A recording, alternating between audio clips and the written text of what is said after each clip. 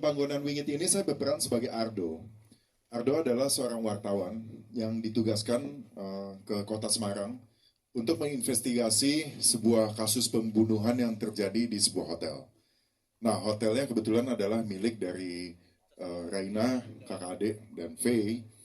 Dan Ardo sama Raina pun juga mantan. Nah, jadi ketika ketemu pertama kali dalam rangka mengupas sebuah kasus, muncullah drama-drama dan juga konflik dan misteri dan segala macamnya dimulai dari situ. Terima kasih. Oke, terima kasih untuk Christian Sugiono. Selanjutnya Luna Maya.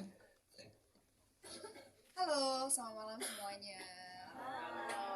Terima kasih udah hadir di sini, ramai sekali. Sudah menonton? Oke, senang nih kalau udah nonton. Jadi pertanyaannya seru pastinya. Saya di sini berperan sebagai Raina. Raina adalah seorang yatim piatu dan sangat menyayangi adiknya, tapi dia ini menjadi orang yang selfless gitu. Selfless tuh apa ya bahasa Indonesianya? Nggak peduli sama diri dia lagi gitu. Dia cukup pesimis menghadapi future atau masa depan. Tapi di sini ada adiknya yang selalu mencoba menguatkan dan memberikan bahwa harapan itu selalu ada. Dan juga di sini sebagai mantannya Ardo. Kurang lebih begitu. Oke, terima kasih Luna Maya. Dan tepuk tangan sekali lagi untuk para cast dari film Panggonan Wingit. Dan saya mau ke Mas Guntur, mungkin sebagai sutradara, ada yang mau disampaikan? Assalamualaikum warahmatullahi wabarakatuh. Terima kasih rekan-rekan media telah hadir dan semuanya udah menyaksikan, ya kan? Kalau yang belum berarti nanti habis sedikit menyaksikan. Semoga terhibur dan filmnya bisa banyak penontonnya. Teman-teman juga suka, ya kan? Dan senang banget bisa kerjasama lagi dengan Luna untuk kedua setelah berdarah-darah dan sekarang berdarah lagi. Dan makasih Pak Rocky dikasih kesempatan buat filmnya lagi, Panggonan Wingit, dari cerita di Semarang. Kebetulan saya orang Magelang, jadi saya cukup dekat dengan kultur itu. Christian Sugiono, terus Dian Kahelo dan semuanya memberikan energi yang sangat maksimal. Terima kasih di film ini. Sekian ya, nanti kita bisa Q&A. Terima kasih. Oke, terima kasih. Dan yang terakhir, Pak Rocky ada yang mau disampaikan? Selaku produser dari... Nggak ya? Selamat karena malam ini... semuanya. Terima kasih udah datang ke acara hari ini. Thank you. Oke, cukup singkat banget ya. Mungkin nanti bisa dilanjut di sesi Q&A. Oke, mungkin selanjutnya langsung ke sesi Q&A dan saya mau ingatin untuk formatnya bisa angkat tangan, sebut nama dari mana dan dari media mana, terus ditunjukkan pertanyaannya ke siapa. Oke, boleh angkat tangan Pak Imam, boleh? Udah. Siapa? Ada yang mau? Sebelah. Dioper aja. Ya. Oper aja. Di ujung sebelah sana.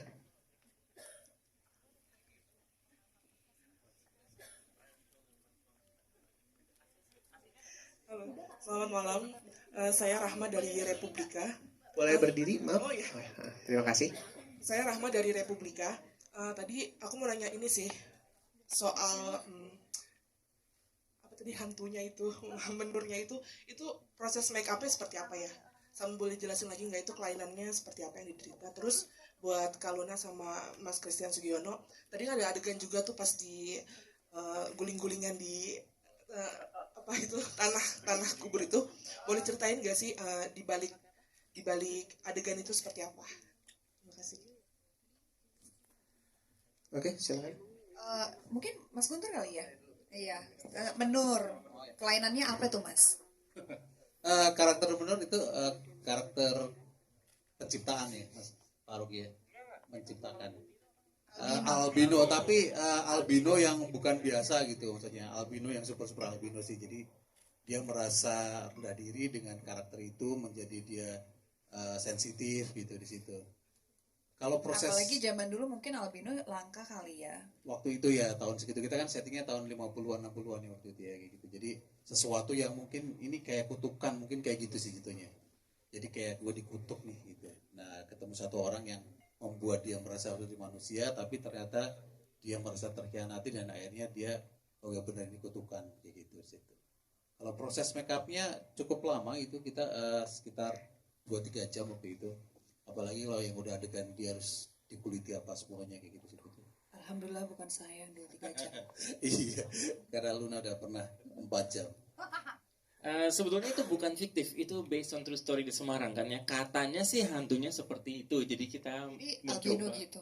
Iya, yang putih. Jadi kita mencoba mendekati sedekat mungkin karena ceritanya di hotel yang benarnya itu perempuan itu emang dibunuh karena kelainan dia dan lain sebagainya. Jadi kamar itu memang tidak boleh dibuka gitu. Tapi kita seperti biasa kan ini namanya urban legend, jadi kita mencoba mendekati sedekat mungkin dari cerita-cerita yang memang ada. Karena nggak pernah ada yang lihat ya. Ya, tahun 60-an ya mungkin makanya. kita belum lahir kali ya. Oke, selanjutnya mungkin Adegan yang kita guling-gulingan, Ian. Itu yang di gua ya. Bukan yang di kubur. Yang di kuburan kan? Ya. Oh ya. Itu kenapa Mbak? Pengalaman di balik layarnya take-nya berapa kali? Kalau ya Oh banyak shotsnya. itu kalau itu adalah salah satu adegan yang cukup menguras fisik tenaga buat saya. Nggak tahu si Luna ya. Kalau buat saya sih itu lumayan PR banget. Kenapa? Karena memang udah pada nonton kan ya? Udah makanya nanya. Ya.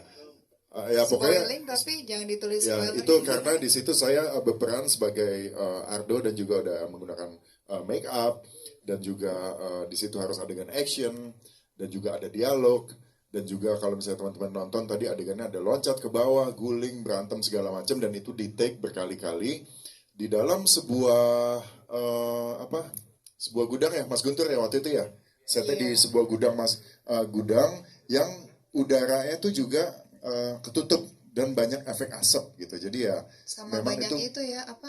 shovel megang Debu. ya debu segala macam. Jadi emang itu satu paket combo adegan scene itu cukup berat buat saya dan tapi ya bagus sih. Maksudnya pengalaman mudah-mudahan hasilnya juga maksimal. Saya belum nonton. Mudah-mudahan hasilnya maksimal. Yang, Mbak Luna? yang gulung-gulungan apa yang di goa ya?